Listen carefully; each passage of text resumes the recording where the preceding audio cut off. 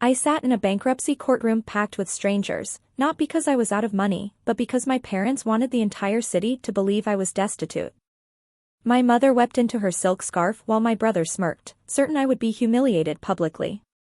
Then the judge paused, looked up, and asked the one specific question that made their lawyer turn paper white on the spot, revealing what I had hidden for 8 years. After 8 years of silence, I knew my moment had finally arrived.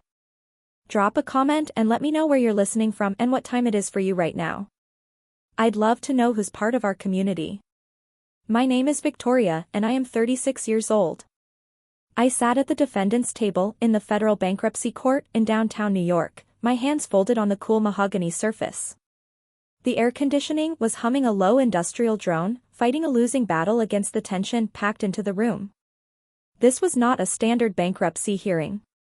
Usually, these proceedings were dry, administrative affairs attended only by tired lawyers and the occasional desperate creditor. But today, Courtroom 7 felt less like a hall of justice and more like a coliseum. My parents had made sure of that. Across the aisle, the plaintiff's table was crowded. My father, Gary, sat with the posture of a man posing for a statue, his spine rigid, his expression capable of winning an award for a grieving father betrayed by a wayward child. Beside him sat my mother, Stephanie. She was dressed in severe black, a color choice that suggested she was mourning the death of my financial solvency. She held a silk handkerchief to her face, dabbing at dry eyes with the rhythmic precision of a metronome. And then there was Tyler, my brother, the golden boy. Tyler sat slightly forward, exuding the easy confidence of a man who had never been told no without a checkbook appearing to soften the blow. He caught my eye for a fleeting second and offered a small, sad smile. It was a masterpiece of gaslighting. To the gallery behind him, which included reporters and a scattering of socialites who treated gossip like oxygen, that smile said, "I tried to save her. I did everything I could." To me, it said, "I am going to crush you into dust, little sister." I looked away, focusing on the seal of the court. The room smelled of floor wax and expensive perfume, a nauseating mix that brought back memories of Sunday dinners I had spent years trying to forget. My attorney, Chloe, did not look at me when she spoke. She was busy arranging 3 heavy banker's boxes on the table in front of us. She stacked them with deliberate slowness, the cardboard scraping against the wood. "I am fine," I whispered. "Good," Chloe said, smoothing the lapel of her blazer. "Because they are putting on quite a show. Look at the press. Your father must have called in every favor he has owed. They wanted a spectacle. They did not just want to bankrupt me, they wanted to make sure I could never work in this town again. They wanted to paint me as the incompetent daughter who played scientist and lost her family's wealth." The lawyer for the family, a man named Trevor, stood up and buttoned his suit jacket with a flourish. "Your Honor," Trevor began, his voice a rich baritone. "We are here today with heavy hearts. This is a tragedy of a family trying to recoup a massive loss caused by mismanagement." He gestured toward me as if I were a stain on the carpet. The debtor, Victoria, solicited a personal loan from her brother, Tyler, in the amount of $5,500,000. This money was explicitly earmarked to save her failing technology startup, a company she calls Ethelgard Biodefense. A murmur went through the gallery. $5,500,000. To the average person, it was a fortune. To my family, it was a weapon. Mr. Tyler provided these funds out of love, Trevor continued. He wanted to support his sister's ambition, but we have evidence that the company was already a sinking ship. Victoria took the money, burned through it in less than 6 months, and is now claiming inability to pay. We are asking the court to pierce the corporate veil and grant Tyler immediate relief. I watched my mother. She let out a soft, audible sob right on cue. My father patted her hand, looking stoically at the floor. It was a perfect story. The reckless daughter, the benevolent brother, the squandered fortune. Judge Keene sat behind the high bench, his face unreadable. He pulled the case file toward him, adjusting his reading glasses. He flipped open the thick binder Trevor had submitted. He turned a page, then another. The room fell into a heavy silence, broken only by my mother's theatrical sniffling. I watched the judge's eyes. He stopped. His hand froze on a page near the back of the plaintiff's exhibit. It was the section detailing the assets of Ethelgard Biodefense that Tyler wanted to seize. The judge's brow furrowed.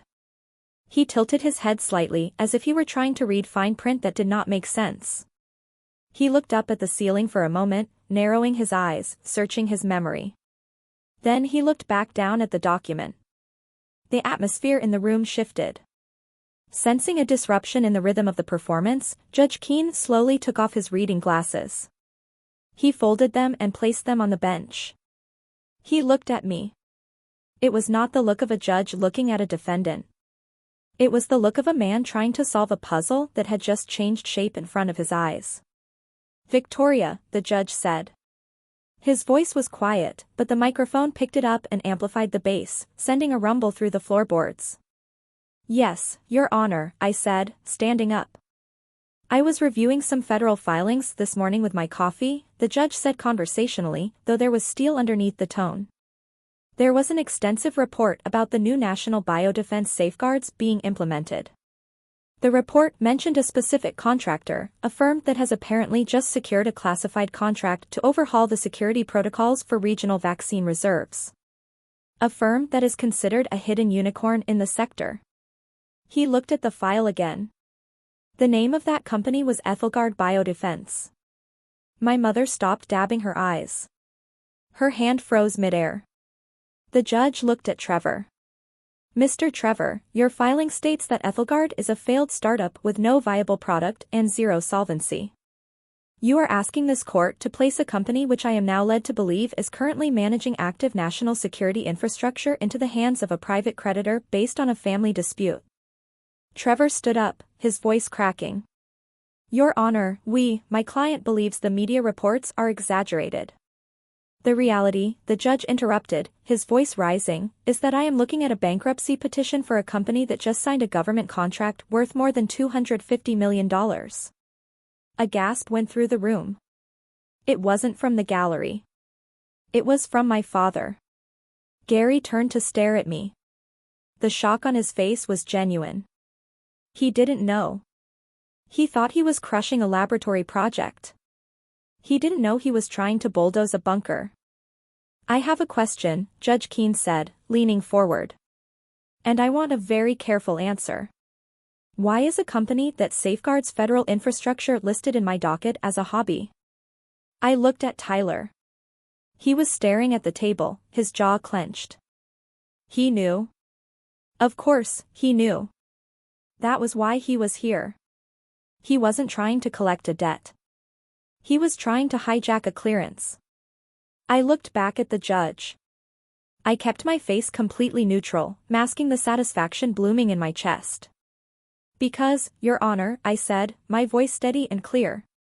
"They did not think you would check." The judge stared at me for a long moment, the air in the room suddenly static. Then he turned his gaze back to Trevor, and the look in his eyes was terrifying. It was the look of a man who realized his court was being used as a weapon, and he did not like being the trigger. I did not wait for them to recover. I did not give them a second to compose a new lie. I leaned over to Chloe and whispered, "Execute the Albany sequence." Chloe stood up. She did not pace. She did not use big hand gestures. She stood perfectly still, her voice cutting through the humidity like a scalpel. "Your Honor, the plaintiff claims they want to protect the company, but their actions show a reckless disregard for the very asset they value. In fact, we are prepared to demonstrate that this is not a debt collection, but a coordinated act of corporate espionage." Tyler let out a short, sharp laugh. It was a masterpiece of arrogance. He still thought he was playing against the sister who hid in her room while he charmed the country club. He didn't realize I'd been hunting predators for 8 years. Espionage? Trevor scoffed, trying to regain his footing. "Your Honor, my client is simply using his own due diligence as a primary investor to ensure his funds aren't being hidden." "Due diligence?" I said, standing up. I didn't ask the judge for permission. I just spoke. My voice was clinical, devoid of the panic they expected. "Let's talk about that due diligence."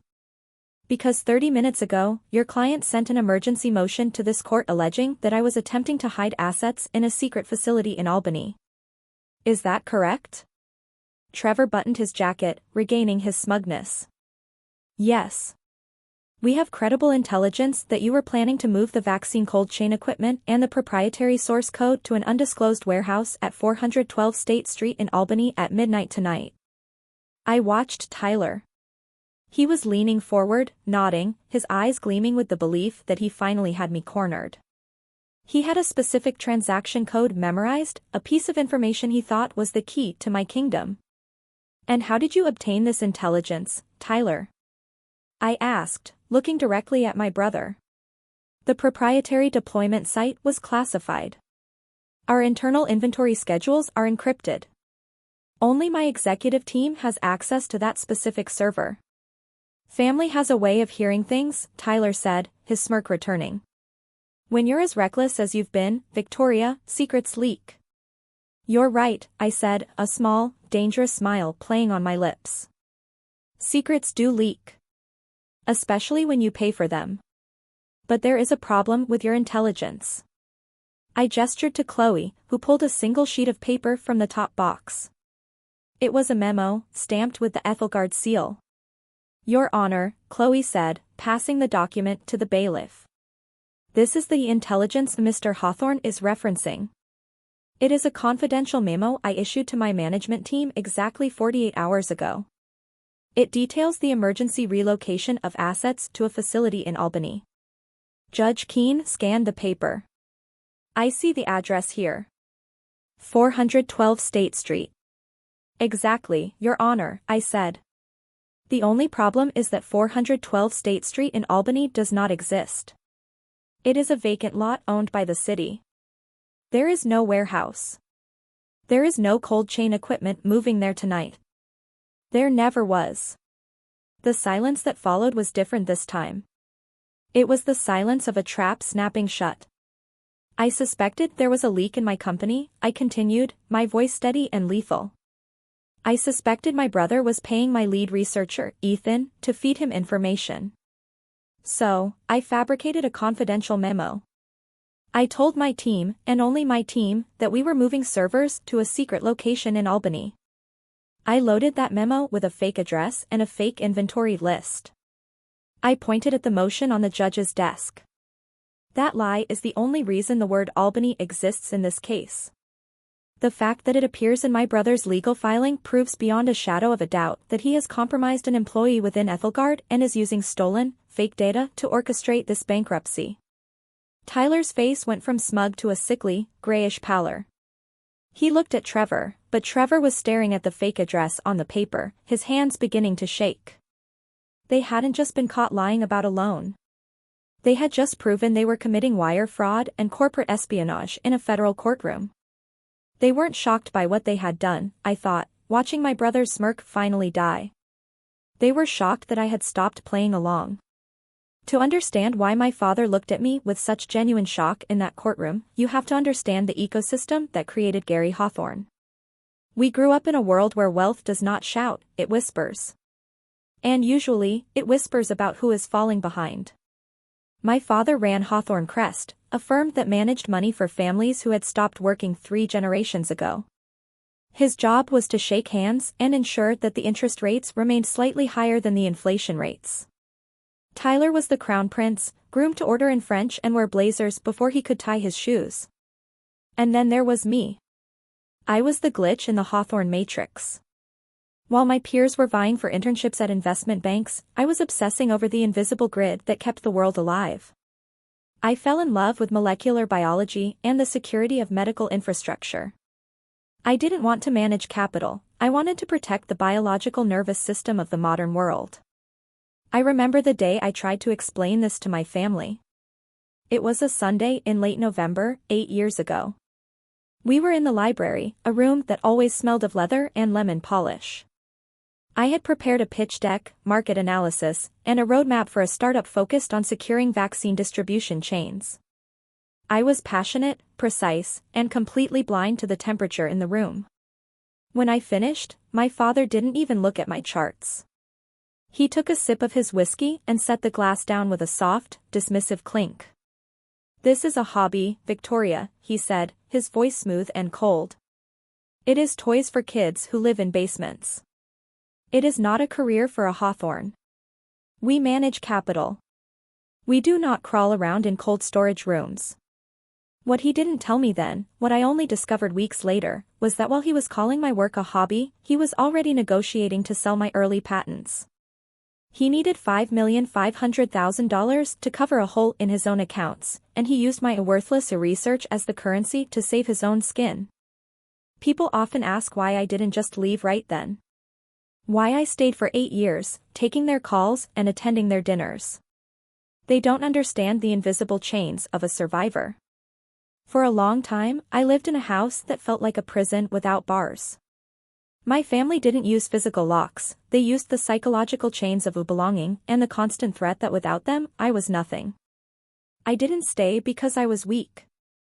I stayed because I was an analyst. I realized that my family affection had been a subscription, and I was the one footing the bill. I stayed to learn their movements, to map their greed, and to build Ethelgard in the shadows where they couldn't reach it. I didn't cry when I found out he'd stolen my work. I didn't ask why. I just opened my laptop and started the accounting. I realized that my compassion had been a luxury they had overdrafted for years. This wasn't going to be a breakdown. It was going to be a balance sheet. I spent 8 years being the silent investor in their version of a family, all while building a fortress they could never bulldoze. They thought I was the black sheep, the disappointment they could cannibalize to save their legacy. They were wrong. I wasn't the victim. I was the survivor who had finally learned how to breathe in the thunder. The family didn't just want my company, they wanted to erase my name. When the Albany trap snapped shut in that courtroom, I expected a moment of silence. Instead, I got a war. My parents and Tyler didn't go home to lick their wounds, they went to a PR firm. They hired a team of specialists to manufacture the kind of outrage that sticks to a career like tar. Within 48 hours, the internet was flooded with headlines. They didn't call me a hobbyist anymore. They called me a danger to public health. They orchestrated a smear campaign claiming that I had swapped vaccine samples during the Phase 2 trials to hide a failure in the Ethelgard formula. It was a lie designed with surgical precision. They knew the federal government was sensitive to any hint of professional misconduct. If they couldn't seize the company through bankruptcy, they would have the FDA and the Department of Justice shut me down instead. The peak of their performance happened on a prominent agricultural podcast called The Heartland Pulse. My parents sat in a studio, their voices trembling with practiced grief. "We only wanted to help our daughter," my father told the host. But when we saw what was happening in those laboratories, the corners being cut, the risks being taken, we couldn't stay silent.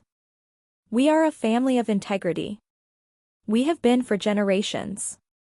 My mother wept into the microphone, her sobs echoing across the Midwest. "I'm terrified for the people who will receive these treatments," she said. "My daughter has become someone I don't recognize. She's obsessed with that $250 million contract. She's willing to sacrifice lives for profit." I watched the video from my office, my face reflected in the dark screen of my laptop. Anger wasn't loud this time, it was clinical. I didn't release a statement. I didn't go on a counter-interview to defend my character. I simply opened a folder on my desk containing 3 years of private bank records. While they were on that podcast telling the world I was a monster, they were living in a house that I had saved from the auction block. Gary and Stephanie loved to talk about the Hawthorne legacy, but they never mentioned the $5,500,000 in back taxes and predatory interest that had nearly cost them their Lake Forest estate 3 years ago. I was the worthless daughter who had stepped in when the firm was failing. I was the one who had set up a shell corporation to pay their property taxes and utilities so their social circle would never know they were drowning. I had spent $5,500,000 to keep the lights on in their museum of vanity. I had been the silent investor in their version of a family, footing the bill while they drafted the paperwork to destroy me. I realized then that my compassion had been a luxury they had overdrafted for years. I had given them a home while they tried to give me a prison. But that debt was about to be called in. I printed out the tax transfer receipts and the ownership records of the corporation I used to bail them out. I didn't send them to the media. I handed them to Chloe. "Bring these to the judge," I said. "It's time to show the court exactly who has been managing whose mismanagement." Chloe stood up smoothly, her stride that of a gladiator entering the arena.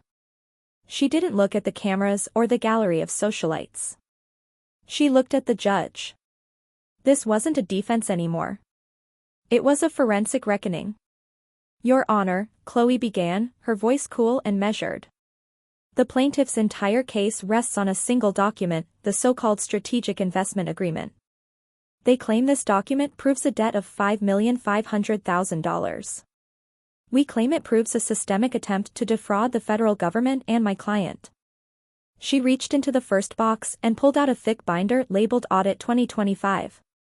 "We performed a full forensic audit of Ethelgard's financial history. We combed through 5 years of records, every laboratory purchase, every cold chain logistics fee, every consulting invoice. We have tax returns that match our bank statements down to the penny. And here is the mathematical reality, zero." Chloe paused, letting the silence stretch for 3 seconds. "Not a single dollar from Tyler or any Hawthorne entity has ever touched Ethelgard's accounts. The claim of a $5,500,000 loan is not just a lie, it is a mathematical impossibility." Tyler shifted in his seat, tugging at his collar. I watched the sweat bead on his forehead. He wasn't the crown prince of his kingdom anymore. He was a man realizing he had brought a knife to a gunfight. "But the forgery is not just lazy, it is incriminating," Chloe continued, placing a sheet of paper on the overhead projector. "If you look at the exhibit on the screen, the plaintiff listed a source account and a routing number for the alleged transfer. But the routing number is invalid. It is a random string of digits typed by someone who has never actually wired commercial funds." Then, she clicked to the next slide. "However, the internal reference code used in the footer, this string of characters right here, is not random. It is a transaction coding format." She pointed a laser at the screen. "It is the specific format used by the internal ledger system of Hawthorne Crest Advisors. My father's firm." I watched my father, Gary. He flinched. It was a small movement, a twitch of his left eye, but in the silence of the courtroom, it felt like an explosion. "Your Honor," Chloe's voice was relentless now. "We did a search of recent filings. Hawthorne Crest is currently the subject of 3 separate complaints regarding unauthorized allocation of assets. Essentially, $5,500,000 is missing from their clients' accounts, and the SEC is asking where it went." The realization hit the room like a physical wave. The reporters were typing so fast their fingers were blurring. This wasn't a family dispute. It was a cover-up. My father hadn't tried to sue me because he was greedy for my contract. He had tried to force Ethelgard into bankruptcy so he could claim the missing $5,500,000, the same amount he had embezzled to cover his tracks years ago, had been loaned to my failing company. He needed me to be a failure so he could look like a victimized parent instead of an embezzler. He wanted to bury his theft in the wreckage of my reputation. I sat there and felt nothing. The anger was gone, replaced by a profound sense of clarity. They weren't giants. They were just desperate, greedy people who had underestimated the one person they should have feared the most. We had dealt with the numbers, but numbers can sometimes be explained away as clerical errors. We needed the kill shot, the kind of evidence that turns a civil dispute into a criminal investigation in real time. Chloe moved to the table and picked up a heavy, sealed plastic bag containing the original Strategic Investment Agreement. She held it up like a trophy before placing it under the high-resolution document camera. "We have addressed the signature of my client, which is a tracing," Chloe said, her voice dropping to a low, dangerous rumble. "We have addressed the fictitious wire transfer. Now, we must address the seal that gave this lie its legal weight." The projector screen flickered, showing a blown-up image of the raised seal pressed into the bottom of the document. "State Medical Board of New York," Chloe read aloud. "Authorized signatory, Stephanie Hawthorne." My mother sat up straighter, her hand instinctively flying to her throat. The mournful veil she had been wearing for the cameras was suddenly a cage. This document was supposedly signed and verified 18 months ago, Chloe continued, tapping a laser pointer against the screen. But we contacted the board's licensing division this morning. Stephanie Hawthorne's commission as a medical credentialing officer expired on June 30, 2015. That is 10 years before this document was allegedly created. The room went dead silent. Using an expired official seal to validate a document is a violation of state law, but using it to facilitate a $5,500,000 fraud against a federal contractor is a felony. My mother couldn't help herself. She shot up from her bench, her face pale. I didn't know, she blurted out, her voice shrill and echoing. It was in my desk drawer. I haven't touched it in years. Someone must have taken it. Mrs. Hawthorne, sit down, the bailiff barked. But the damage was done. By claiming someone took it, she had just admitted the stamp was real, that it was hers, and that she had lost control of it to the very people benefiting from the fraud. She had tried to distance herself, but she had only tightened the noose around her son's neck. If she didn't stamp it, then Tyler had stolen her seal to forge a federal filing. If she did stamp it, she was a co-conspirator. There was no third door. Judge Keene leaned forward, his face carved from ice. He didn't look at the lawyers. He looked at the documents, then at the email Chloe had sent to the hospital earlier that morning. This court, the judge said, his voice stripping the varnish off the mahogany tables, is now in possession of evidence suggesting bankruptcy fraud, wire fraud, and the compromise of a national security asset. He turned to the court reporter. I want these proceedings transcribed verbatim and highlighted. I am formally referring this matter to the United States Attorney's Office for the Northern District of New York. My father let out a sound that was half gasp, half scream. The Hawthorne legacy was no longer attacking a rogue daughter, it was being cannibalized by its own greed. They had come to humiliate me publicly, but the judge's question had turned the spotlight into an interrogation lamp. I sat there, my hands steady, watching my mother collapse into her chair. This wasn't a family argument anymore. It was an indictment. The courtroom erupted as Judge Keene pounded his gavel, but the sound felt 1,000 miles away. I stood up, smoothing my blazer one final time, and walked out of the double doors into the marble hallway. Gary and Stephanie were waiting there, but they didn't look like the Lake Forest royalty I had known my entire life. My mother was slumped against a pillar, her severed black outfit now looking like a shroud for her dignity. My father, the man who had always stood with the rigidity of a statue, was trembling. When he saw me, he didn't reach for a whiskey glass, he reached for my hand. I stepped back, letting his fingers grasp at empty air. Victoria, he whispered, his voice cracking like dry parchment. Please. You have to talk to the judge.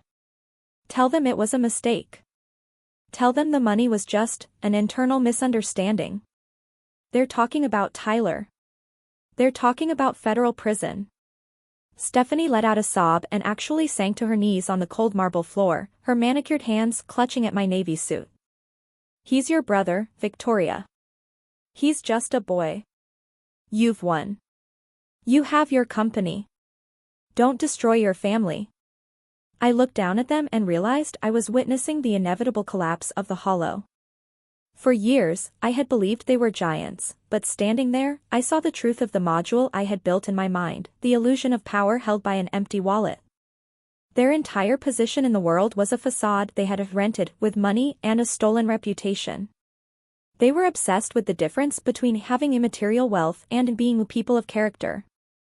When the money was exposed as theft and the status as a lie, they had no internal value left to hold them upright. They weren't mourning a daughter, they were mourning the death of their social mask. I'm not destroying this family, Stephanie, I said, my voice as cold and clinical as a surgical blade. I am just finishing the accounting. I pulled a slim manila folder from my briefcase and dropped it onto her lap. It was the legal paperwork officially revoking the patent transfers my father had forged 8 years ago. I'm giving you back the name Hawthorne. It's worthless now, just like you always told me my research was. I don't want your money, and I certainly don't want your mercy. Gary looked at the folder, then up at me, his eyes full of a pathetic, naked desperation. What are we supposed to do? We have nothing left. You should have thought about that before you tried to use me as a halt to bury your crimes, I replied. I looked at my mother, still kneeling, looking like a discarded prop from one of her charity galas. Families argue at dinner. They don't hire lawyers to bankrupt their children for $250 million. If you were my parents, you would have been proud of me. You wouldn't have hired a stranger to destroy me. I turned away from them, my heels clicking a steady, rhythmic beat against the marble. Behind me, I could hear my father calling my name, but I didn't stop. I didn't even slow down. The chains of belonging that had kept me a prisoner for 8 years had finally shattered. I was no longer the black sheep or the disappointment. I was Victoria, and I was walking into a future that they would never be invited to witness. I didn't need their table anymore. I had built my own. The headlines shifted within 48 hours. The story was no longer about a failing startup, it was about the collapse of the Hawthorne dynasty. My father was facing multiple counts of securities fraud and embezzlement. My mother had been stripped of her official commissions and was under investigation for conspiracy. Tyler, the golden boy, was the one hit the hardest. His arrogance had been his own undoing, and without the family's money to prop him up, his sophisticated world was revealed as a house of cards. They had built their lives on a foundation of cruelty and entitlement, and when that foundation crumbled, they had nothing left to stand on. I sat in my new office, 60 floors above the city. The air here didn't smell like floor wax or expensive perfume, it smelled like the future. I pulled up my laptop and saw the notification from the federal government. The clearance had been granted, and the $250 million contract was officially activated. I was no longer a hobbyist or a disappointment. I was exactly who I had worked 8 years to become. I opened my private server and looked at the files labeled Hawthorne. For years, these documents had been the map of my pain. I hit the delete key and watched the data vanish. No guilt. No noise. Just a balance sheet that finally settled at zero. Looking back, I realized that my journey wasn't really about revenge. It was about accounting. It was about ensuring that actions had consequences and that the truth was finally documented in a language they understood. I had taken the bricks they threw at me and used them to build a fortress. I stayed kind when they were cruel, and I worked hard when they tried to break me. Sometimes the best revenge isn't destruction. It is becoming everything they said you couldn't be, and watching them destroy themselves while you are busy building something beautiful. That was my real inheritance. Not the money, but the peace of knowing I had built my own table. If you found Victoria's stand inspiring, please like and share to spread this message of resilience. Don't forget to subscribe so you never miss the next story.